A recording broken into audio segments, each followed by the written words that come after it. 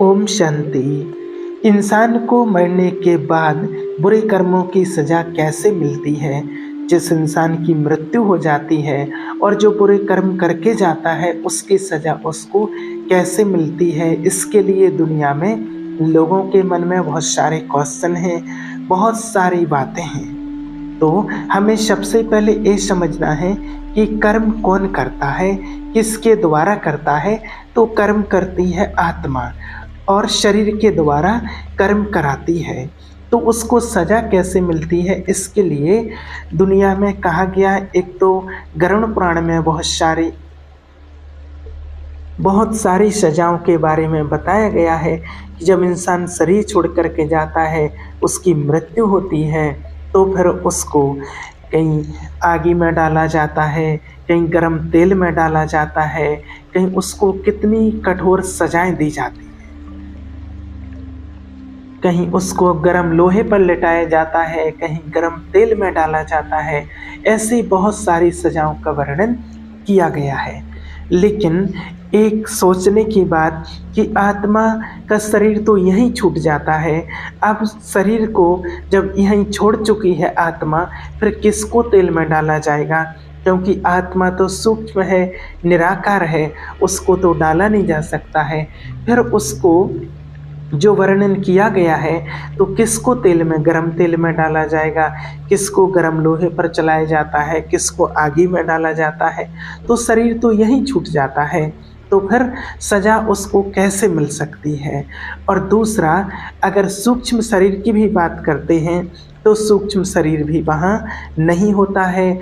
और अगर कोई लोग कहते हैं कि चलो मान लीजिए, वो लोग कहते हैं कि नहीं डाला जाता है, ऐसी सज़ा मिलती है, तो ठीक है, उनकी बात भी अगर मान लेते हैं, तो आप सोचिए, अगर उस आत्मा को सज़ा मिल गई और वो आत्मा अगर सज़ा भोग करके आई है वहाँ पिछले जन्म में जो भी उसने कर्म किया था, और उसकी सज़ा उस आत्मा को मिल जाती है, फिर जब उसको अगला जन्म मिलता है, जब वो आत्मा गर्भ में जाती है, उसको दूसरा जन्म मिलता है, तो फिर दूसरा जन्म तो उसका बहुत अच्छा होना चाहिए था।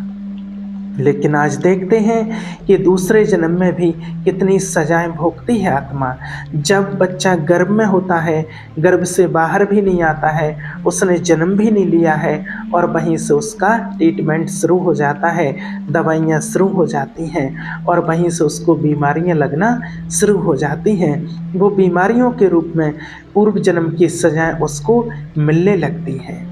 तो अब सोचने की बात है यहाँ कि अगर वो आत्मा सजा भोग करके आई है, तो फिर उसको गर्भ में से ही ट्रीटमेंट चालू क्यों हो गया है? और जन्म लेते ही साथ कोई अंधे क्यों बने हैं, अपंग क्यों हैं, किसी को जन्म से ही कोई बीमारियाँ क्यों हैं, कुपोषित क्यों हैं, जन्म से ही इतने गरीब क्यों हैं, खाने के लिए कुछ नहीं है, पीने के लिए पानी नहीं, दूध नहीं है, छोटे छोटे बच्चों को ऐसी ऐसी बीमारियां हैं, जन्म लेते ही साथ उनका जन्म भी ऑपरेशन से हुआ है, और जन्म लेते ही साथ आईसीयू में एडमिट हैं। ऐसी ऐसी बीमारियां कितने बच्चों के साथ आज लगी हुई हैं, दुनिया में प्रैक्टिकल में देख रहे हैं।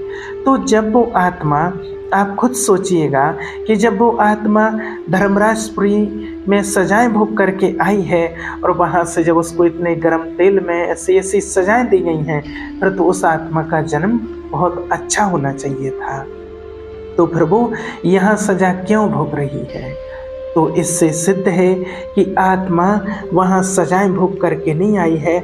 आत्मा का जब एक शरीर छूट जाता है, तो वो आत्मा दूसरा शरीर धारण करती है, और शरीर छोड़ते ही वो उसको माँ के गर्भ में जाती है, और जहाँ 3 महीने का पहले से ही गर्भ तैयार होता है, और उस गर्भ में प्रवेश करती है।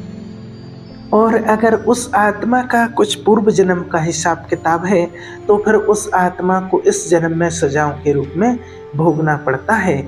इसीलिए कहा जाता है, कई बच्चे आपने देखे होंगे जन्म से ही अंधे आए हैं, जन्म से ही विकलांग पैदा होते हैं, और कोई कोई इतने बीमार होते हैं, कुपोषित रहते हैं, और वो कहते हैं कि इस जन्म में तो हमने कोई ऐसा बुरा कर्म नहीं किया है, लेकिन पूर्व जन्म का पता नहीं है कि पूर्व जन्म में कौन से कर्म करके हम आए हैं, जिन कर्मों की सज़ा हमको इस जन्म में भोगनी पड़ रही है।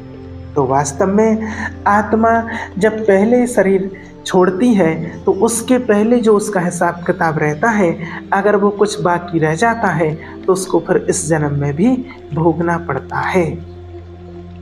उसका शरीर तो वहीं छूट जाता है, लेकिन कर्मों का जो हिसाब किताब है वो आत्मा के साथ रहता है। इस शरीर तो जल जाता है, अगर शरीर पर कर्मों का भार रहता तो वो पाप जल करके नष्ट हो जाता, लेकिन जो भी पाप और पुण्य होता है वो आत्मा के साथ होता है। इसलिए जब वो आत्मा अगले कर्म में प्रवेश करती है तो वो पाप कर्म हो या पुण्य कर्म हो वो उसके साथ जाता है। इसलिए आज कहा जाता है पुण्यात्मा, पापात्मा, धर्मात्मा, महान आत्मा, देवात्मा। आज तक ये नहीं कहा गया है पाप शरीर, पुण्य शरीर, देव शरीर। आत्मा के लिए कहा गया है, क्योंकि जो हिसाब किताब रहता है कर्मों का वो आत्मा पर रहता है। और जब किसी कारणवश अगर एक शरीर छूट जाता है और उसका हिसाब किताब पूरा नहीं हो पाता है तो वो फिर उसको दूसरे जन्म में भी भोगना पड़ता है। इसलिए आज कहते हैं, अगर मान लीजिए किसी ने अगर 1000 रुपये उधार लिए हैं किसी से, और अगर उस व्यक्ति ने आज ड्रेस वाइट कलर की पहनी है और कल वो व्यक्ति कोई कलर ड्रेस पहन लेता है और उसके बावजूद सामने वाला पैसे मांगता है जिससे उधार लिए हैं, तो उसके पैसे छूट तो नहीं जाएंगे। अगर ड्रेस चेंज कर ली है तो ड्रेस चेंज करने से पैसा नहीं छूटेगा। इसी प्रकार से जब आत्मा शरीर रूपी ड्रेस चेंज कर लेती है तो उसका हिसाब किताब नहीं छूटता है। जो पूर्व जन्म में वो हिसाब किताब बना के आई है तो उस आत्मा को अगले जन्म में भी हिसाब किताब चुकतू करना पड़ता है। इसलिए हमारे साथ जो कुछ भी होता है तो वो हमारे ही कर्मों का फल होता है, इसलिए हमें उससे परेशान नहीं होना है। अब वो आत्मा कर्म कराती है और उस कर्म का फल हर एक आत्मा को भोगना ही पड़ता है। इसलिए अगर हमें अपना जीवन श्रेष्ठ बनाना है और अगला जन्म भी हमारा बहुत अच्छा हो, उसके लिए हमें इस जन्म में भी अच्छे और श्रेष्ठ कर्म करने हैं तो हमारा अगला जन्म भी अच्छा होगा। और कई लोग ये भी कहते हैं कि अगर बुरे कर्म किए हैं तो बुरे कर्मों की सजा भोगने के लिए पता नहीं कौन सी योनि में जन्म लेना पड़ेगा। कई लोगों की ये भी मान्यता है कि मनुष्य शरीर छोड़ने के बाद फिर किसी और योनि में जाना पड़ेगा, इन 84 लाख योनियों में जाना पड़ेगा, तो सजा भोगने के लिए और किसी योनि में नहीं जाना पड़ता है। मनुष्य बनता है, उसको मनुष्य का ही जन्म मिलता है। वो आत्मा एक शरीर छोड़ करके दूसरा मनुष्य का ही शरीर धारण करती है और उसको किसी योनि में जाने की ज़रूरत नहीं होती है। वो आत्मा ही एक शरीर छोड़ दूसरा ले करके और दूसरे शरीर में भी अगर कोई हिसाब किताब रहा हुआ है तो वहाँ पर भी उस सजाओं को पूरा करना पड़ता है, अपने हिसाब किताब को पूरा करना पड़ता है, क्योंकि कर्म कराती है शरीर के द्वारा आत्मा। और अगर आत्मा शरीर में नहीं है तो शरीर कोई कर्म नहीं कर सकता है। इसलिए कर्म किया है आत्मा ने, शरीर ने कर्म किया है, आत्मा ने कराया है। और आत्मा चली जाती है तो शरीर शून्य हो जाता है, फिर शरीर कोई काम का नहीं रहता है, ना कुछ कार्य कर सकता है। तो कर्म सारा आत्मा कराती है, तो जो कर्म कराती है उसी को उसका फल भी भोगना पड़ता है। इसलिए कहा भी जाता है, मैं करता हूँ, मैं इन आँखों के द्वारा देखता हूँ, मैं ये करता हूँ, मैं फलानी जगह जाता हूँ। तो कराती आत्मा है, करता शरीर है, तो आत्मा को उस कर्म का फल भोगना ही पड़ता है। तो इस बात को हमें बहुत अच्छी तरह से समझना है कि आत्मा कर्म करती है तो आत्मा ही कर्म का फल भोगती है। और आत्मा एक शरीर छोड़ करके दूसरा शरीर धारण करती है, दूसरा लेती है, तीसरा लेती है, चौथा लेती है। आत्मा शरीर रूपी वस्त्र बदलती रहती है। जैसे हम ये ड्रेस बदलते हैं ऐसे ही आत्मा भी ये ड्रेस बदलती रहती है। इसलिए जो कुछ भी कर्म करती है वो आत्मा करती है और उस कर्म का पूरा फल, पाप हो पुण्य हो जो भी होता है वो आत्मा के साथ ही जाता है। इसलिए हमें अच्छे पुण्य कर्म ही करने हैं और पुण्य कर्मों की पूंजी जमा करनी है, जिससे हमारा अगला जन्म बहुत अच्छा हो और श्रेष्ठ हो। ओम शांति।